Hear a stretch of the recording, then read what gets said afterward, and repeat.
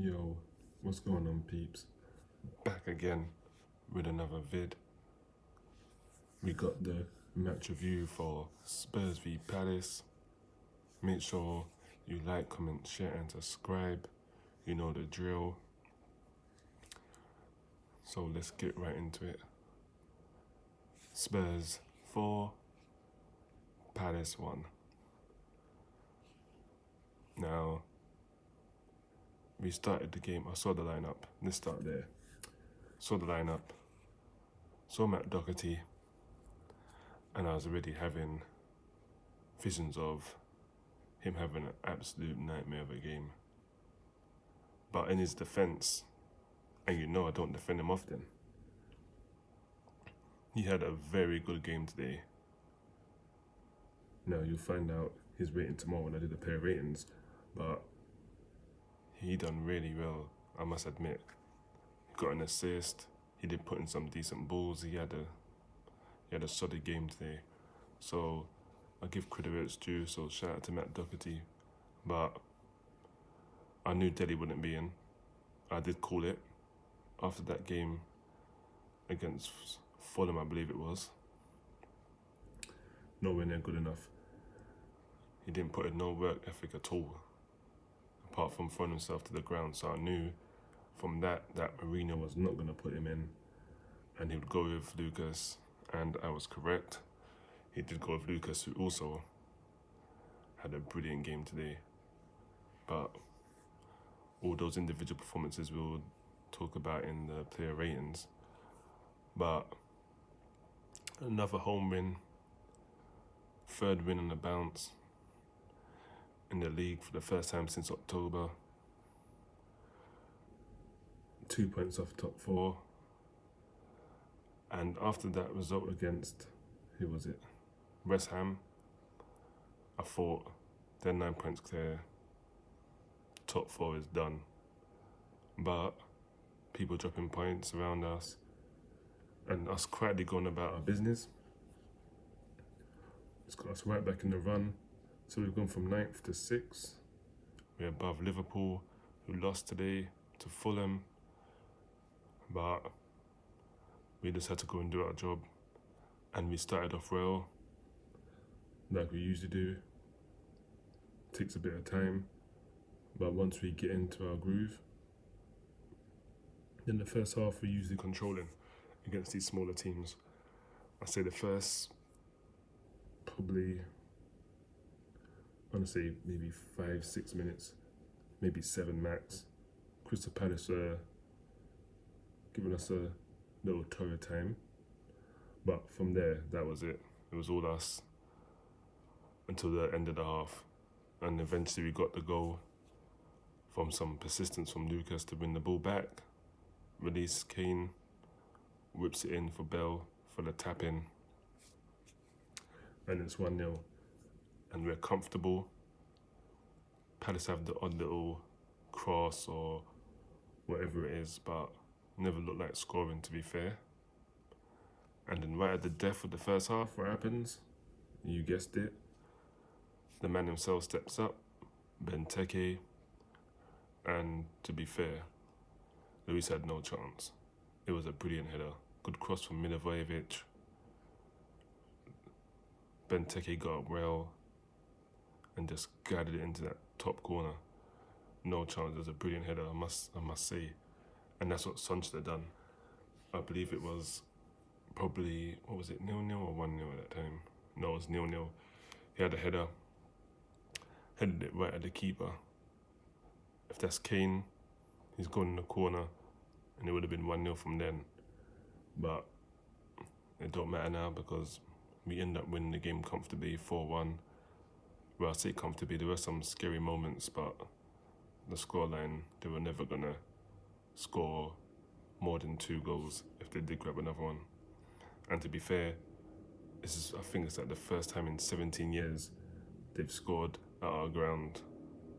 So getting 1 alone was a chore, let alone getting 2. So at least they ended that record with a good header. But another solid performance. So we go in the break 1-1, come out the traps flying, get the early goal. BALE with a header from Harry Kane, headed onto him. BALE gets in front of Coyote, I believe it was, headers it in. Then literally minutes later, Harry Kane with the goal of the season contender. Matt Doherty passes him on just outside the box, and he literally right foot first time whips it. Keeper had no chance, it's always curling away from him, right in the top corner. Even when the ball hit the net, you can see how much spin was in the ball, because the ball was just spinning in the net. It was brilliant goal from Kane. Not much backlift as always. You know he doesn't need it. Him and Aguero don't need much backlift to get power off in their shots. And even Phil Foden to some extent. But brilliant finish from him. And then fourth goal comes, and Son hits it first time from a ball from the middle over the top onto Harry Kane's head. Simple finish really, into the empty net, but for some reason it took VAR a couple of minutes to see if he was onside or not, which, to be fair, we didn't need all those lines that they used to see if they were onside or not, because you can see the line of the box and you can see he was clearly onside. So I don't know why it took so long. And this is what it is about VAR that people can't take. They take so long to make a decision that's so obvious. But if it's a tight one, fine. But if it's not, why are we taking 2-3 minutes to make a decision? Just to go in and give the goal anyway.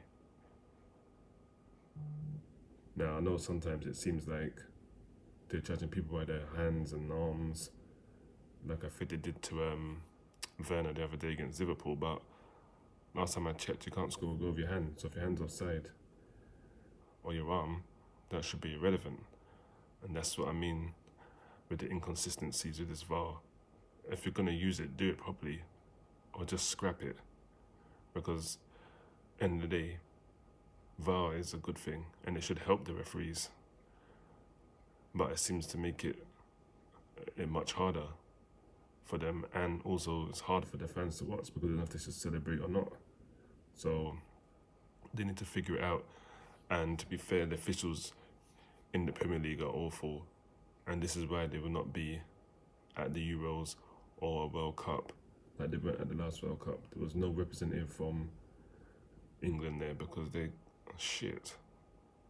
Simple things they get wrong, and then VAR gets involved, and then it makes the referee just look even more stupid. So I don't know what they're going to do with the referees here, but it needs to be addressed and it needs to be sorted, because the officiating is getting worse every week.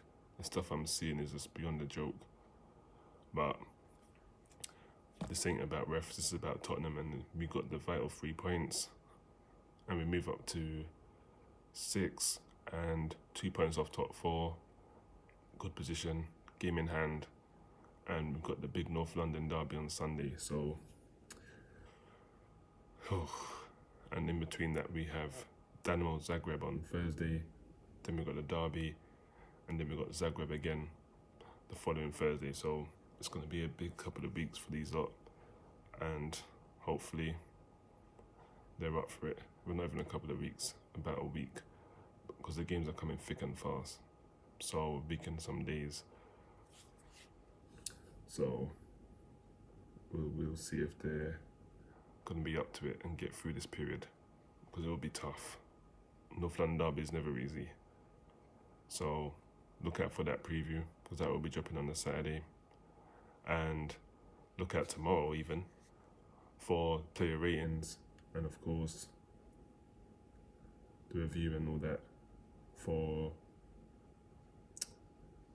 Wait, no. We got the Europa League game first, so that preview will be dropping on Wednesday. Review Thursday. Saturday will be the preview for the North London derby, and obviously the review will drop on the Sunday, and player ratings either the Sunday or the Monday. But that's me done getting out of here. It's late. I am tired. I need to go to bed. And as always, stay safe. And to the next vid, I'm out of here. Peace.